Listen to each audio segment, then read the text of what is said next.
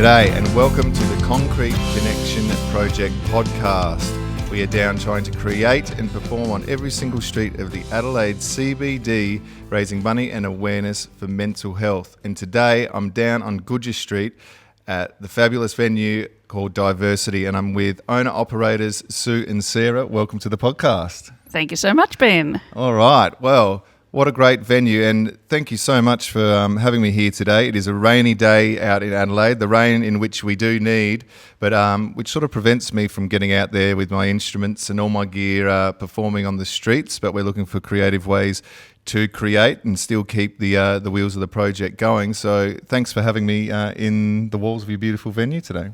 It's always a pleasure. All right, so you guys are the owner-operators of this, I would say, relatively new venue here on Gouger Street, Diversity, but it's been going for a few years. Yeah, it has. We started in 2019 as Diversity over in Gouger Street, and we moved over here almost a year ago in July. Mm-hmm. And so you started around 2019, right before something happened to the world, is that right? Oh yes, it did. Yeah, no, right before COVID, yep. Mm-hmm. Yeah, so I like to start with each sort of podcast. We'll dive into that a little bit more in a minute because I think it will be quite relevant. But I've sort of been starting all the podcasts with, what do the words mental health mean to you? Yeah, sure. For us, we see a lot of people. We're on a venue that's a combination of a queer venue and a mainstream venue where people come together. So we see a lot of people who struggle with mental health. Mm-hmm. And I guess mental health is something that pervades many people's lives these days because of technology as well and isolation, which obviously we saw a lot of in COVID. But for us, I think mental health means it means that you're in a good place inside your own skin. You feel confident, you feel safe, you're able to function in a productive way in your life, whatever those terms might mean to you. And for us, it means you can contribute something back to the community. So if you're able to do all of those things, you've usually got reasonably good mental health. But we have an environment here where a lot of people support one another. And so one of the lovely things about Diversity, it's a bit of a family. And so people are looking out for one another's mental health, which is really great. Mm-hmm. Did you want to add anything? I don't know that I could really add much to that. Yeah, I think you nailed it. Okay. You've really covered it. So, yeah, a big thing that is popping up, I'm not out here pretending to be an expert on it. This is an education process for myself as well. So just getting a gauge of, what people have been saying. And a big one is community. You are a live music venue, as many other things. You bring in lots of different communities. Would you say community is a very important thing to help regulate and maintain a good mental health? Oh, absolutely. I think it's essential. Mm-hmm. And we see every now and again, we see people, we say go dark or they go underground, and we say, I haven't seen so-and-so for a little while. And then people will ring, mm-hmm. call, drop in. It's good. Yeah. Mm-hmm. Yeah, and and sometimes people do go dark, or sometimes people, sometimes they pull themselves out of those communities because perhaps they might be struggling. And one thing I've found, particularly when I've been struggling myself, it doesn't need to be as as forward as "Are you okay?" It's just what's happening. How Absolutely. are you? Just reaching out to people, I think, is a great thing. Yeah, so let's go back to 2019. You guys opened a venue on Gouger Street, but then COVID happened. How was navigating that for you and your mental health? Oh, it was horrible. But we did some fun things. Sarah will tell you about them. Oh, gosh, yay me. Look, we did lots of things. I think we were really lucky, Ben, because Sue and I are pretty tight. We've been together a long time and we get each other. We think the same way, and we were motivated by a whole lot of things. Sue did the tax, so the tax office was really happy. She spent weeks doing that. But we were hearing from people saying that they were really struggling with not being able to get together with other people. So we started Facebook, what do you call it? A live stream. Live stream on Friday nights, which is when we used to have a Girl Friday event, which was pretty popular. And so instead we did cocktails with Sarah. So I would do a couple of cocktails and a shot, and I'd spend the week sort of, perfecting it. Some of them, weren't so great, and because it's not just enough to have the right ingredients, it had to taste all right as well. And I think all of those cocktails are actually on our menu now. So just about everything on it. And people go, oh, you've got such an extensive cocktail list, but that's because of COVID. And we're going, oh, well, let's try this and let's try that. So and so we would do that once a week, and then if people wanted to, they could do a joint Zoom thing afterwards. And even when COVID allowed us to, get together again, we still had people saying, when are you going to do cocktails with Sarah? We really enjoyed that because not everyone can come into the venue. Many people follow us from, further away on the peninsula and wherever. So You've got people in regional areas who would just sit down. They'd sit down with their dinner and with their cocktail materials ready, because we'd advertise what we were going to do on the Facebook page, and so they'd gather them all up. And then for them it was a way of connecting. So we had people in the mines following us, we had people up in Queensland following us. It was really on the peninsula. It was lovely, and they'd drop in and they'd go, I saw you during COVID, I used to come and watch your show and you saved me. It was great. There's something to be said with that, because when times get tough, an easy thing to do is to sit on your hands and do nothing, which I think can lead to even a bigger struggle, I think. So I think just trying to do something sometimes is good, is beneficial. And I think adapting like that as well. And I think that's an important thing with mental health is, adapting as well, because life can throw you some curveballs, and Absolutely. And it's sort of about, being able to juggle that to help maintain, that baseline mental health. Now, you mentioned you two have been together for quite a long time, nearly 2 decades. Nearly 2 decades. Over 2 decades now, yes. And something that I thought was quite, heartwarming was that nearly every single day you two will, get your coffee and you'll set up and play a game of backgammon. Now, is there something that helps with your mental health by doing that? I know it's probably a bit of a ritual now, probably it's good, but I think, doing things like that to start the day is probably really beneficial for your brain. Yeah, look, I think it is. I think it's fun, so it makes you wake up a little bit. We're already pretty awake by that stage of the day, but it gives you a little bit of predictability. Sometimes I win, sometimes Sarah wins, sometimes despite your best efforts you can't win to save your life, but we play the best of 3, and it's just a bit of fun. And people who know us come in, they go, oh, you're playing, can I sit and watch? And so they'll sit and watch and what have you.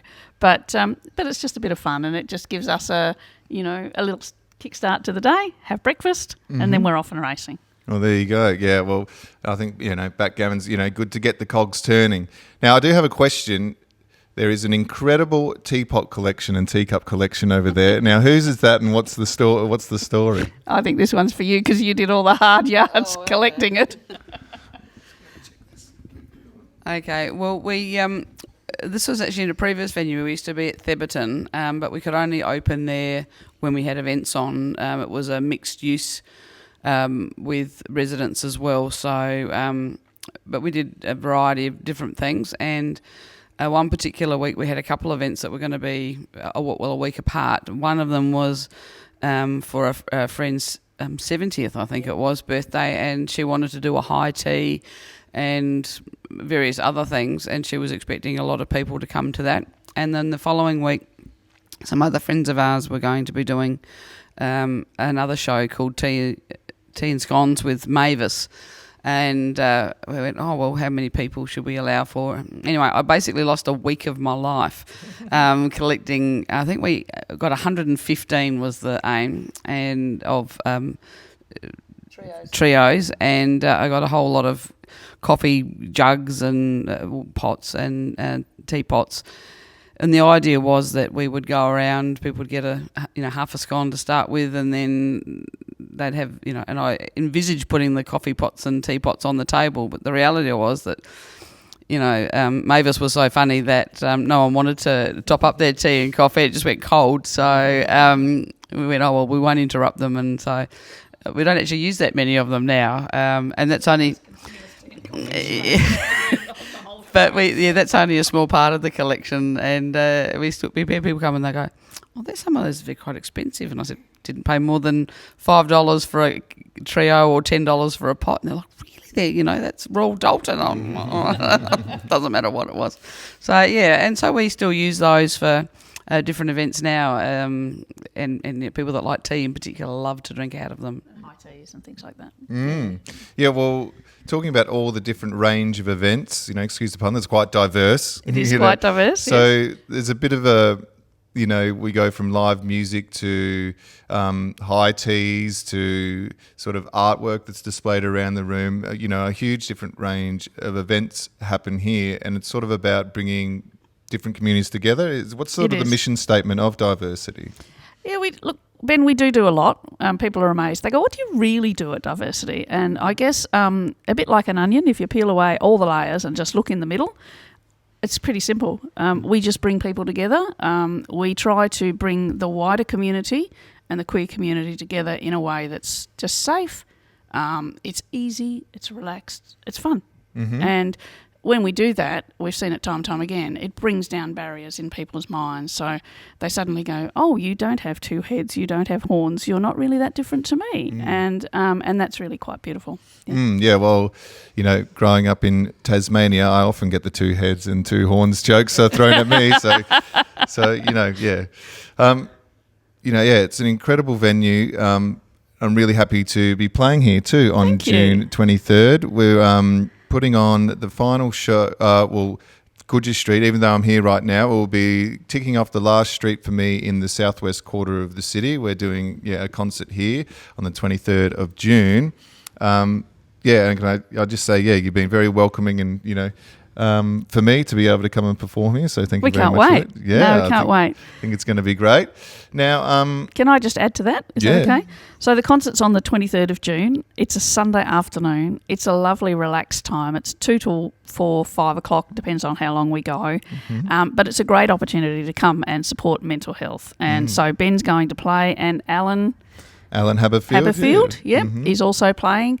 And I imagine there'll be other people who'll try to get in on that a little bit in the meantime. I don't know. Yep. But it'll be a wonderful afternoon of community. So if you want to come, please buy your tickets. It will sell out. We know that these fundraisers sell out really quickly. So please get your tickets. But also if you can't come, there's a donation link. So make a donation to Ben's cause because he's actually doing an amazing job on the streets. He is a person with true heart and soul and absolute passion, and we'd like to do everything we can to get behind him and support that venture. Mm-hmm. Well, thanks. I think it's a great plug. I could go.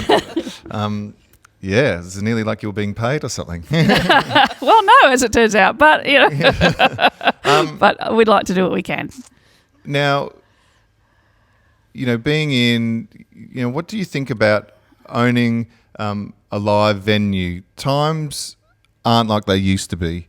So I know ticket sales are harder and getting harder and harder to sell. Mm-hmm. I think, I think owning a live venue would be, could be pretty hard on you guys mentally. Oh, look, I've never seen a climate quite like this at the moment. Like, we've seen so many venues close in Adelaide in the last 6 months. Absolutely so many. Another queer venue is due to close this weekend. That'll make basically ourselves and Mary's Pop-In the only 2 queer venues. I think there's a couple of places that do other things, and there's lots of places that do supportive work and what have you. But in terms of those that people know, we're probably one of 2 main ones, I suppose.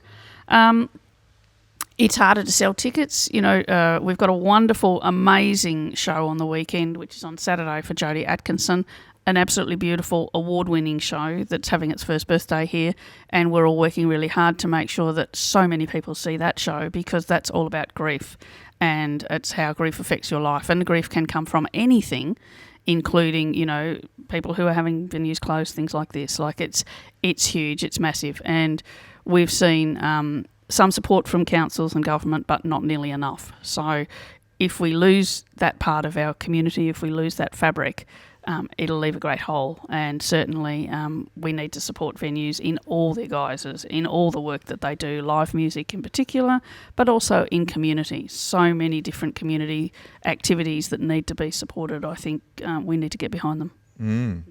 Well, lots of people have got behind the venue that's closing on the weekend, Yes. and that's been really great to see that they've put on lots of shows and stuff over the last few weeks, and I think it's great. There's been so much community support for them, so that Absolutely, and it's certainly it's been a tough climate, and it will continue to get tougher, as you say. Mm-hmm. And then so, what tips and tricks? I don't think there's a one fix all for when you're struggling, but what's when times are tough, how are you handling, and how do you go about pushing on and continuing?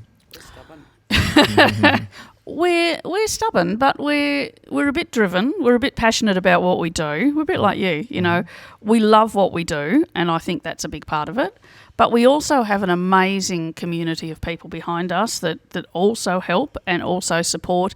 They're regular. They come all the time. They might just do little bits here and there. They might do big bits.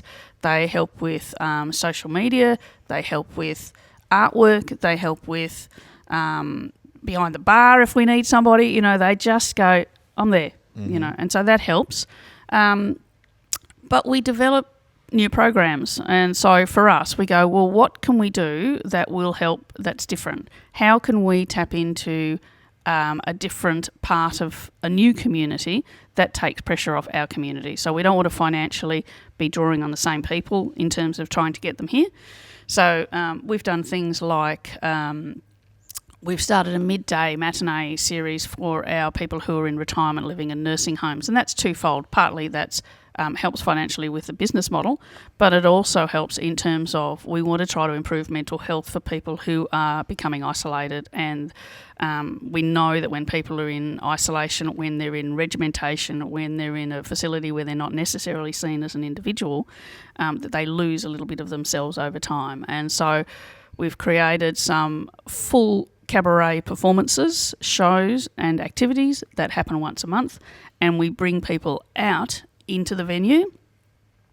They get to dress up, they get to have a dinner, they get to enjoy a full professional cabaret, and then they go home at 3:00 and they go back to their facility. And so it's a whole day's activity, but they talk about it for months. We had them dancing in the aisles here a couple of weeks ago. We have wonderful performers who've all put their hands up and go, I'll be part of that, I'll do that. And so, they're all paid performances and what have you, but we have to come to some sort of workable solution because it's not like a Saturday night fee you can charge, so we have to find a balance in between. But that's what happens. People who are in the industry band together and they work hard to make change in people's lives. It's pretty cool. Yeah, and we're doing an art thing once a month. We're Art Day, I call it. Yeah, so we have an activity. It's called Art Day, if you like, and we have a lovely artist, Caroline Swinburne, who comes in and she takes a group of elderly people who do 2 hours of an art project. They did neurographic drawing a couple of weeks ago. They're going to do another project. They do it once a month for a couple of hours, and it actually creates mindfulness and relaxation and calm and opens up neural pathways that might have started to close down or creates new ones.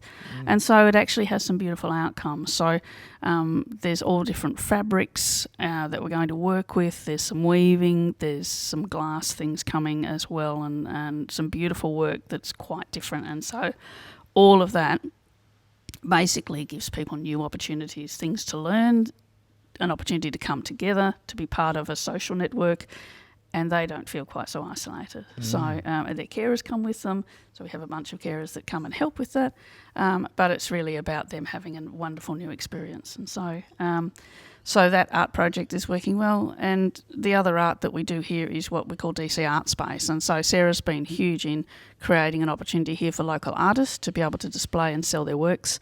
And so we have a month-long exhibition for an artist, and we change that each month. And at the moment we've got a competition of 9 different local artists, and people can vote on that. And there's an Artists Curators Award and a People's Choice Award, and that'll be announced just after long weekend in June. So there's a prize for that as well. Well, there's lots going on here. So I think there's a few things that I've been, that I can already start to pull together for sort of my tool belt, and then one of them is definitely community. I've heard, I've heard that we talked about it a lot already in just this short time. So community is a big one. I think, doing what you love and finding a purpose. Absolutely. And, keeping things diverse, and adapting and moving forward. I think, as I said before. And don't be frightened to try new things. Yeah. I think that's on an individual level, and as a business, I think one of the things we get a little bit, I think when you struggle with your mental health, you don't want to do new, different things. You sort of become a little bit insular, but get out there, have a go, try something different, try something you've never done, go with a friend, take a wing person with you, but don't stop trying. Yeah. Well, I think that's extremely valid, is to try new things, because without trying new things, you might not find that community, you might not find that purpose, might not be able to adapt. So I think that's, a great way to round out this conversation. So thank you so much, for having me down here today. And Sue and Sarah at Diversity, we're going to be down here on June 23rd. Anything else you'd like to add? No, I just want to say, thanks to Ben. I don't think enough people know about you, Ben. And you go on for the project. You go under the name of Rueful Ben. Mm-hmm. So make sure you look up Ben on Facebook and find the link to Ben's GoFundMe page, and support Ben in his project. And you'll also see on your Facebook page that you're advertising where you're playing. Is that right? Yeah. So every day, most evenings or early mornings, I'll post a schedule of which streets I'll be playing. As we're winding up the Southwest Quarter, I'm trying to time it right so I can finish up here exactly on the 23rd. Perfect. Because on the 28th, I fly to Tasmania for sort of 2 weeks of gigs down there for the Festival of Voices. So check out the Facebook at Rueful Ben, and that's how you find it, and the schedule and the link to the GoFundMe page to keep the wheels of the Concrete Connection project rolling. Okay, spread the word, the Concrete Connection. And thanks so much for including us in your podcast today, Ben. It's been lovely, and it's always nice to have a chat. Yeah, no, thank you very much. I really appreciate it.